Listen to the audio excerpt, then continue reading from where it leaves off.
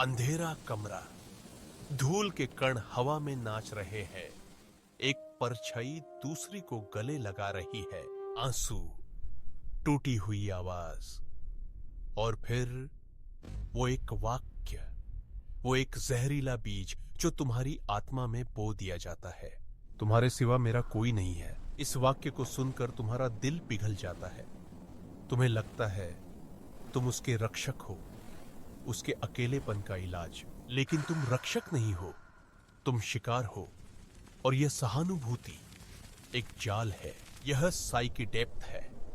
और आज हम उस अदृश्य पिंजरे को उजागर करेंगे जो सहानुभूति के नाम पर बनाया गया है। यह वाक्य एक साधारण शिकायत नहीं है, यह एक मनोवैज्ञानिक हथियार है। कोवर्ट नार्सिसिस्ट का सबसे पसंदीदा हथियार। वे इसे तब इस्तेमाल करती हैं जब उन्हें लगता है कि तुम दूर जा रहे हो, जब तुम अपनी दुनिया में वापस लौटना चाहते हो। यह वाक्य कहता है, मेरी दुनिया सिर्फ तुम हो। लेकिन इसका असली मतलब है, तुम्हारी दुनिया सिर्फ मैं होनी चाहिए। यह तुम्हारे अंदर एक गहरा अपराध बोध पैदा करता है। तुम्हें लगता है कि अगर तुम चले गए तो वो बिखर जाएगी। यह सच नहीं है, यह एक प्रदर्शन है, तुम्हारी भावनाओं को नियंत्रित करने के लिए एक सोचा समझा नाटक। नार्सिसिस्ट को सहानुभूति नहीं चाहिए, उन्हें नार्सिसिस्टिक सप्लाई चाहिए। तुम्हारी अटूट ऊर्जा, तुम्हारा ध्यान, तुम्हारा समर्पण। यह वाक्य तुम्हें तुम्हारे दोस्तों और परिवार से अलग करने का पहला कदम है। अगर तुम्हारे सिवा उसका कोई नहीं है तो तुम किसी और के पास नहीं जा सकते। देखो कितना सरल है यह जाल। यह कोई इत्तेफाक नहीं, यह मनोविज्ञान है। तुम्हारे रक्षक बनने की चाहत का फायदा उठाया जा रहा है। चलो रोहन की कहानी देखते हैं। एक दयालु इंसान जो एक ऐसे ही जाल में फंस गया था। उसकी जिंदगी में माया आई, एक तूफान की तरह, खूबसूरत, रहस्यमयी और बेहद अकेली। शुरुआत में सब कुछ जादुई था। रोहन को लगा कि उसे अपनी जिंदगी का मकसद मिल गया है, माया को खुश रखना। लेकिन धीरे धीरे माया की उदासी एक स्थायी बादल बन गई और रोहन उसका एकमात्र सहारा।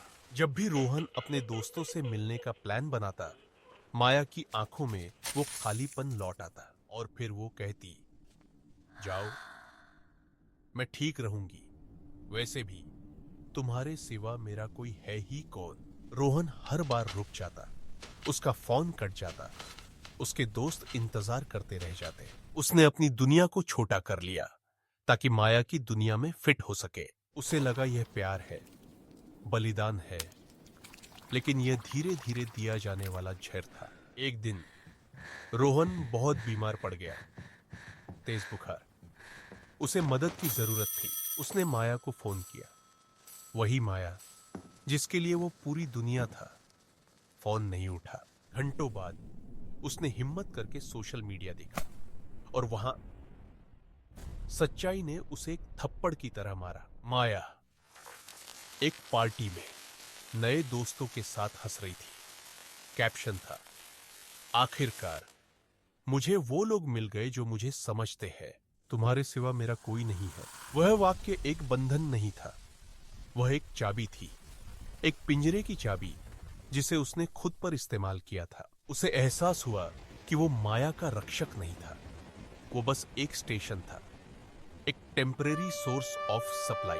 यह कहानी सिर्फ रोहन की नहीं है, यह तुम्हारी हो सकती है। जब तुम यह वाक्य सुनते हो तो तुम्हारी दयालुता को एक हथियार की तरह तुम्हारे खिलाफ इस्तेमाल किया जाता है। यह तुम्हें दुनिया से काटने की एक साजिश है ताकि तुम सिर्फ एक आवाज सुनो, उनकी। वे कमजोर नहीं हैं, वे शिकारी हैं जो भेद्दा की खाल में है। उनकी कमजोरी उनका सबसे बड़ा धोखा है। तो तुम क्या करते हो? तुम सहानुभूति कैसे दिखाते हो बिना जाल में फंसे? सच तो यह है, तुम नहीं दिखाते। इस वाक्य पर, इस प्रदर्शन पर तुम सहानुभूति नहीं दिखाते। तुम सहानुभूति और आत्मसंरक्षण के बीच का अंतर समझते हो। तुम एक दयालु इंसान हो, लेकिन तुम एक बलि का बकरा नहीं हो। सच्चा कनेक्शन तुम्हें दूसरों से अलग नहीं करता, वो तुम्हारी दुनिया को बड्ढा बनाता है, छोटा नहीं। अगली बार जब तुम यह वाक्य सुनो तो उसके आंसुओं को मत देखो, उसके इरादों को देखो। याद रखना, तुम्हारा काम किसी को बचाना नहीं है, तुम्हारा काम खुद को उन लोगों से बचाना है जो तुम्हें डुबाना चाहते हैं।